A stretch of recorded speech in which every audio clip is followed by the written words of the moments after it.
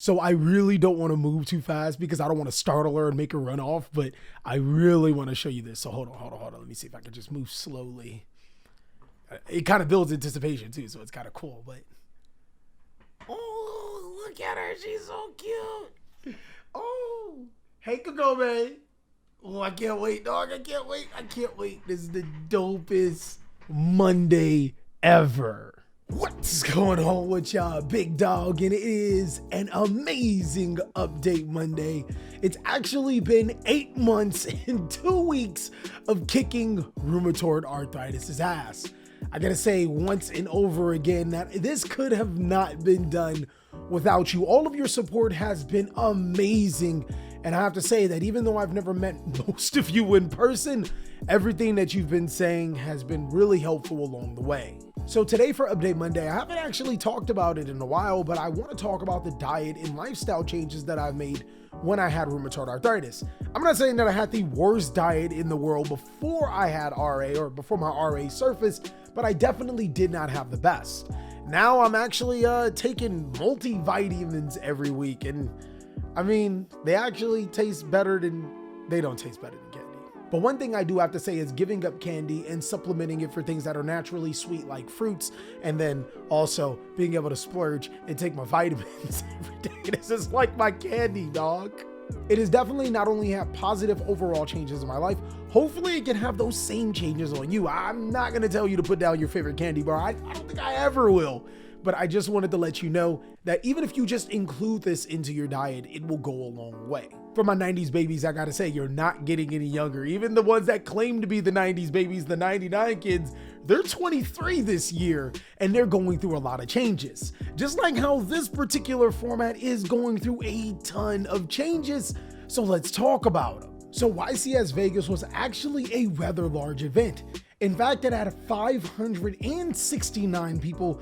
To my knowledge, that is the biggest amount of people we've had in quite some time, and the biggest amount of people we've had from the Battle of Chaos season.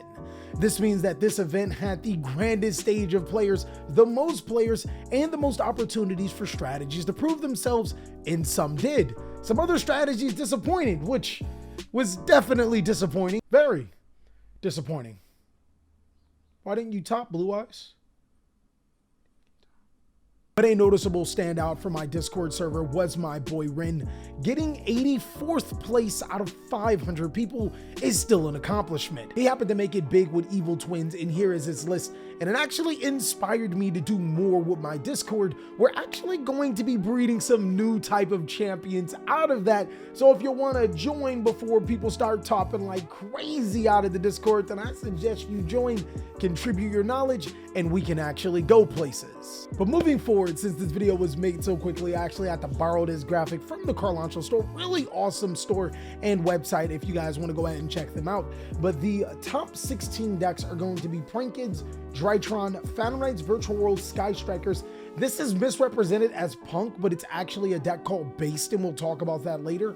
Floowandereeze, Outledge, DDD, and Sword Soul, making this a fairly unique format, but more importantly, what exactly would be the top decks? And while we don't have all of the topping deck lists, we just so happen to have a good amount of deck lists, as well as a breakdown on all of the top decks, which I just revealed to you, which will give us a good idea on what happened in this format, what are the top decks, and even more importantly, what should and shouldn't you be playing inside of this format? I gotta say that out of all of the strategies that we expected to top, Phantom Knights severely underperformed. We thought that this strategy was going to be dominant. We thought it was going to be the best deck in Yu-Gi-Oh! But to be honest with you, with only 2 showings inside of top 32 and only 1 showing inside of the top 16 bracket, it doesn't look like Phantom Knight is going to be the best deck in Yu-Gi-Oh! Regardless, this particular Phantom Knight build is fairly standard. There's not much else to say about it. It runs all of the appropriate cards that a Phantom Knight player would play, but why exactly did this top? I say that the answer is simple. Phantom Knight's a good deck in Yu-Gi-Oh! It's just not the best deck in Yu-Gi-Oh! It still has some amazing combos, like being able to set up with your Artifact Dag the Artifact Scythe, Destiny Hero Phoenix Enforcer to destroy the Scythe and prevent your opponent from special summoning from the extra deck, and then still really cool monsters like Divine Arsenal AA Zeus being able to wipe your opponent's board. But players are starting to play around not only the Wandering Griffin Rider, but also the Artifact Scythe. Players are also starting to realize that, hey, play as many hand traps as possible. Some players playing upwards to 15 to 20 hand traps inside of their deck. And if you can prevent this deck from making a board, if you're playing 20 hand traps, hopefully you draw 2, which can very much do the trick, then Phantom Knight will have a rough time throughout the rest of the game as you establish your board and prevent them from playing Yu-Gi-Oh! So with that being said, we got to say that, yeah, Phantom Knight is not the best deck in Yu-Gi-Oh! But there were some definite surprises inside of this particular tournament. I was going to say format. Inside of this tournament.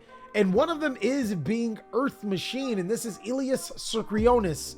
I apologize if I said your name wrong, but this Earth Machine deck, oh, also, by the way, the last dude, his name was Oscar Vargas. My apologies. I actually think I know the guy, but this Earth Machine deck is slightly different than other Earth Machine decks. Skill Drain, Goes in Match, and Rivalry of the Warlords are going to be the forefront of this card because this deck does not care about being able to negate all monsters or having its monster effects negated, mainly because I can just summon big machine monsters that you just so happen to not be able to get over.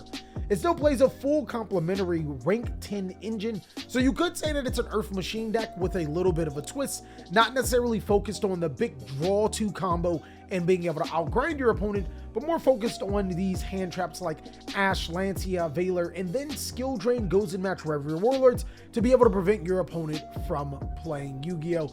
And I gotta say, that might be just the future of Earth Machines, more Machina based with the infinite track cards as an engine and less all about the big combo that your opponent has.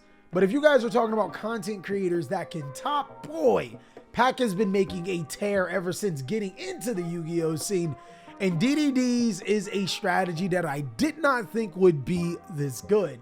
But regardless, if you play enough hand traps inside of your deck, if you are starting to see, then your deck probably has a better chance at topping more often than not. Ash, Ogre, Nibiru, and Effect Valor are all very effective cards, but DDD is one of the hardest strategies to play inside of this format, so I suggest that if you are an enthusiast DDD player, go ahead and play it. But if you're a player looking to get into a different deck and maybe doesn't want something too complicated, then I suggest that you steer clear from DDD, as this strategy is really good, but requires a huge brain power to be able to operate.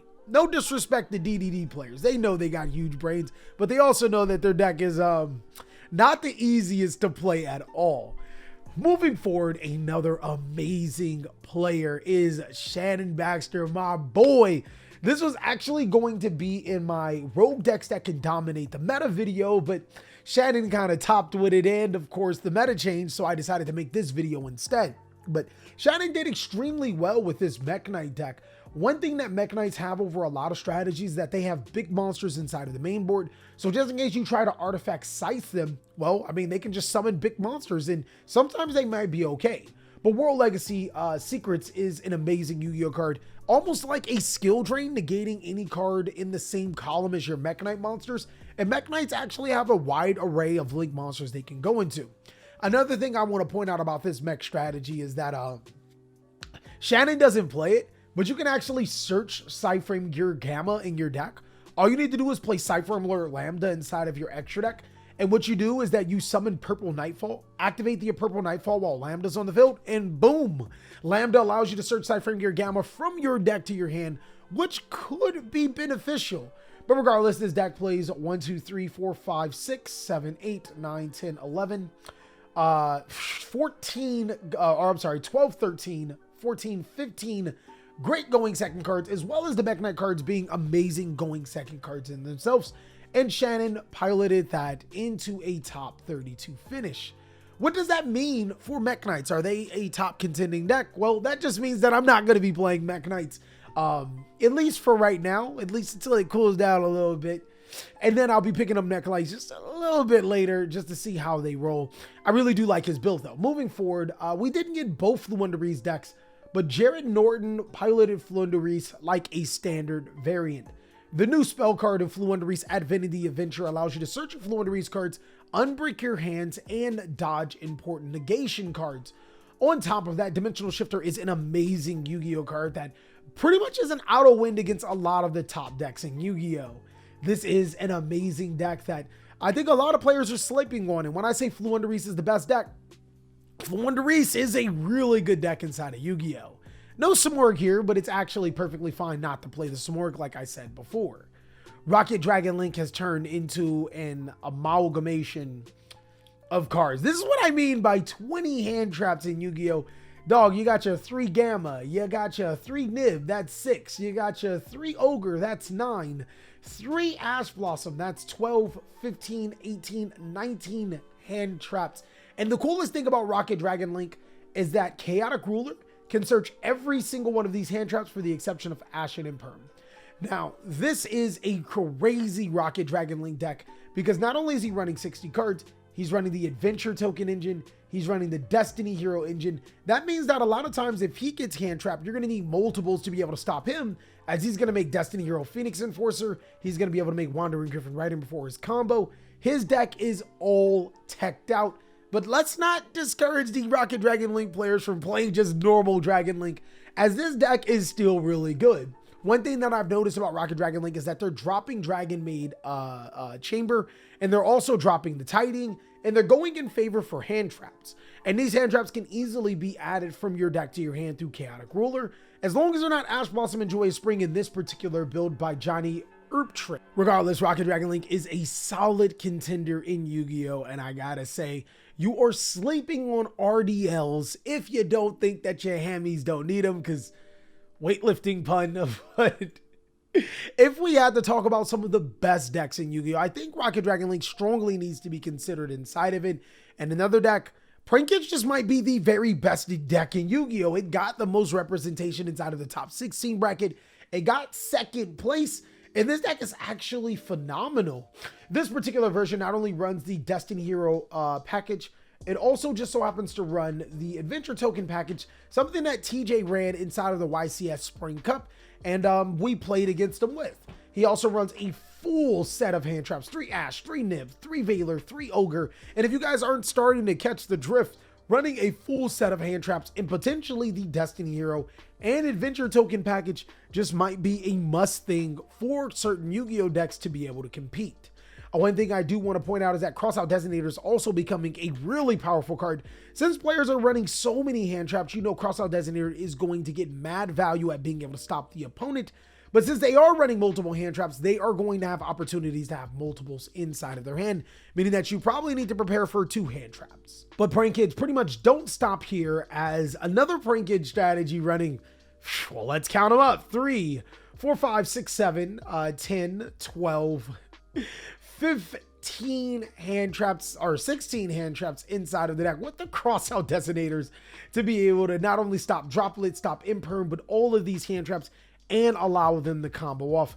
Prankage has always been a deck that doesn't necessarily need a lot of space to be able to operate, but does have a lot of space to be able to play really techie cards like Mystic Mine, how it did back in the day. But now it seems to be a ton of hand traps and a ton of ways to stop hand traps inside of this particular format. One thing that I got to say about this particular deck is that a really good card right now is Shared Ride. Drolling Logbird is pretty good, but Shared Ride allows you to draw cards, draw into your hand traps, and more cards, as well as board breaking cards to allow you to play Yu-Gi-Oh!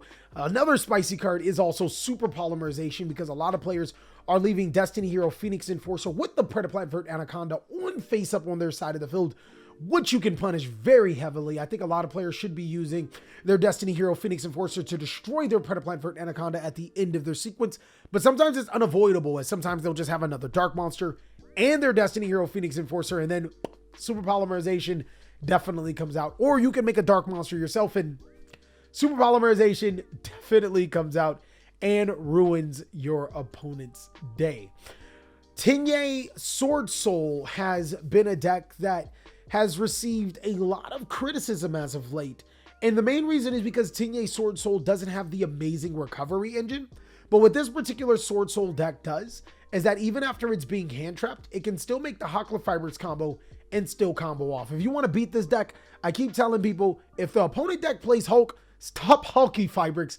That's going to win you so many games inside of Yu-Gi-Oh! Right now, if you can. A lot of times they'll make Baron de Fleur, though this one doesn't play the Adventure Token engine, but a lot of strategies will make the Wandering Griffin Rider. So it's going to be a little bit harder, but that's why players are playing so many hand traps to be able to stop the Wandering Griffin and then stop the Hockley Fabrics, which does in their turn. But another version of Sword Soul or Synchro is starting to pop up, and this just so happens to run way less Sword Soul cards, only 2 with Long Yuan and the Taiye. This is actually Synchro Tenye. And you're going to see a lot of these versions of the deck running around. This is pretty much kind of what Based is about, since we don't have an actual list of the winner of Base. But basically what you're going to do is special summon monsters to your side of the field, make the Hockley Fabrics, and then if this doesn't get negated, then you pretty much combo off, make the board that you want, which a lot of times you get Fairy Tale Snow into your graveyard. He's running the Fairy Tale Snow. You're going to be able to establish the board of Baron de Fleur and Arclight. You can make Boxy to rip your opponent's boards up. Both level 10 of the Synchro Sword Soul monsters are actually really good. So yeah, that's pretty much what this deck wants to do here. And as you guys can see, common theme, 3, 6, only 9 hand traps in here, but he does play the Vishudas, which could be a great going second card. And this card is completely bonkers because not only does it allow you to protect your Hockley Fabrics by allowing you to make Baron de Fleur, what a lot of players have been doing here is special summoning Wandering Griffin Rider, then normal summon the Red Rose, and then just synchro them off into Baron here, and then keep playing from here, going into their Hockley Fabrics combos, a lot of times using that token plus a tuner monster to make Hockley Fabrics, and it's completely protected under Baron, and then they'll be able to pop off their play. As you can see, Super Polymerization is still in the main board because players are just, Super Polymerization has become a good card. I hate to say it, I was wrong. Super Polymerization is 100% that card right now. But Drytron making it into the top cut, I think, was unexpected by a lot of players. I'm not sure if Drytron will definitely be a long stay inside of this particular format. Reason being is because players are going to be hip to Super Polymerization, meaning that their first thing, Dragoon, is out. But this deck is actually, to be honest with you, it's a link deck more than anything. Your Megalith cards definitely help you going into later turns or going into your opening turn, getting your Benton back and then tributing off your Benton to summon more monsters. But at the end of the day, no more Herald of Ultimateness. Benton is just to turbo out fairy monsters to your hand. And then your Cyber Angel cards are really good for being able to make power moves like Natasha, being able to steal your opponent's monsters. And then, of course, you got this card, Draco Knits, which we've already explained is a ridiculous card. Bathor allows you to destroy cards on your opponent's side of the field, depending on the different number of ritual monsters in your graveyard, and can be ritual summoned on your opponent's turn if they play it right. So that's pretty cool. And yeah, that's pretty much, I hate to say it, it's pretty much a link deck at this point in time, but it's still a fairly good deck. Not sure how long this deck will go around. But one thing I do want to point out is that both Drytron decks, to my knowledge, were playing triple copies of Delta Altius, which allows you to draw a card by revealing a ritual monster or spell card in your hand. That is actually a really good card for Drytron as it gets some additional resource. And like I said, it's a link deck more often now than before. You would actually think that it's really strange that this deck isn't playing a lot of hand traps, as it's only playing 3 copies of Fantastical Dragon Phantasme, which is a phenomenal card, but it is playing some going second cards, 3 Forbidden Droplets, 3 Triple Tactics Talons. Those are fairly powerful going second cards. It can also make Destiny Hero Phoenix Enforcer if the opponent's board isn't that strong. And keep in mind, this particular deck can still always search the artifact Lancia. Well, this one actually can't. There's no Benton. Okay, here's the Benton. Oh, thank you. Stop putting your decks like that. That almost confused. I was like, wait, you're not running Benton, but you're running Natasha? I'm like, all right, cool. Anyways, let's move forward. Drytron is a fairly good deck, and it will probably still be in this format for time to come. But one thing that people call me crazy over was Virtual World being one of the better decks in Yu-Gi-Oh! And this pretty much just complements what I said. This isn't exactly what I did, because I want to say I was the first person to put Virtual World, a Virtual World profile with the Adventure Token engine out there. And yeah, it's as you can see, the Adventure Token Virtual World deck still gets, I mean, it's good, as you can see. This deck not only makes Beatrice to be able to send the Virtual World cards from your deck to the graveyard, but this particular version uses the Illusion of Chaos engine, something that the Based strategy does, which is basically a collaboration of cards to be able to make it. I'll show you a profile of it in a second, but basically what this deck wants to do is still make the Ultimate Azulkin Crystal Wing boards, but it has a lot more extension and combo pieces thanks to Magician's Souls being searched by Illusion and Chaos, and of course the Adventure Token engine to make Wandering Griffin Rider. One thing I do want to point out is that my man's decided to play the Hockley Fibrix engine, which begs to differ. Should Hockley Fibrix be banned at this point in time? It's like, yo, it's already gotten too many cards on the forbidden list. And on top of that, everything is starting to splash it. Lastly is going to be a more standard, more conventional virtual world deck. This one is actually built on being able to summon Beatrice and Perron de Fleur, use the effect of Perron de Fleur to special summon Artifact Scythe on your opponent's turn, Beatrice sending it to the graveyard, preventing your opponent from playing Yu-Gi-Oh! You also have the protection with Wandering Griffin Rider. And at the very last minute, we were actually able to get a hold of the winner's deck list for base. So allow me to jump on in so I can explain to you exactly how this deck works. The base strategy is a synchro deck, kind of.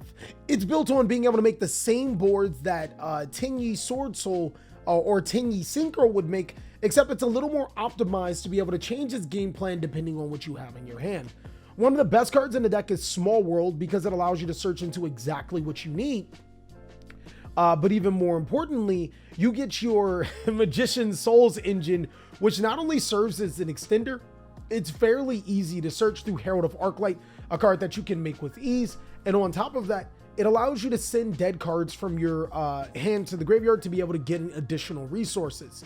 This deck has multiple game plans where you want to make Shooting Rizar to send the Fairy Tale Snow from your deck to the graveyard. You can also go ahead and make the Destiny Hero Phoenix Enforcer with the Artifact Dagdalok. So that's a pretty much a win condition against those special summon heavy decks. It can synchro summon like crazy, making Porlo Savage Dragon, Perron de Fleur, Yazi to extend, pop your opponent's cards, and go into the combo. And it plays a huge adventure token engine, double Faithful Adventure, and well, a lot of builds play double Wandering Griffin Rider, but this one's only playing single, which I'm not even going to discount. The next thing I want to talk about is the Punk engine, which is kind of cool. Emergency Teleport becomes a 1.5 card Hockley Fibrix combo, meaning that if this deck establishes Perron de Fleur first, you're going to need multiple hand traps to stop it. As Emergency Teleport will special summon Z-Man. Z-Man will act Foxy Tune. Foxy Tune can be able to get you another monster to your side of the field, and boom, you got your combo right there. Hockley Fibrix without even committing your normal summon. It's fairly powerful. This deck you're going to see a lot more of, as Based is one of the top decks in Yu-Gi-Oh! Has been for quite some time, and players are going to want to start picking up some of these cards before they skyrocket in price. But I've already said too much. I really hope you enjoyed today's video, as I had to like kind of cram it together. Really wanted to get you a different video, but the remote dual YC has definitely changed the landscape of the meta, and I'll just go ahead and get you that other video as soon as possible. Well, that's pretty much all I have. If you want to see more amazing TheCaliEffect content, go ahead and check out these videos, as I'll catch you on the next one.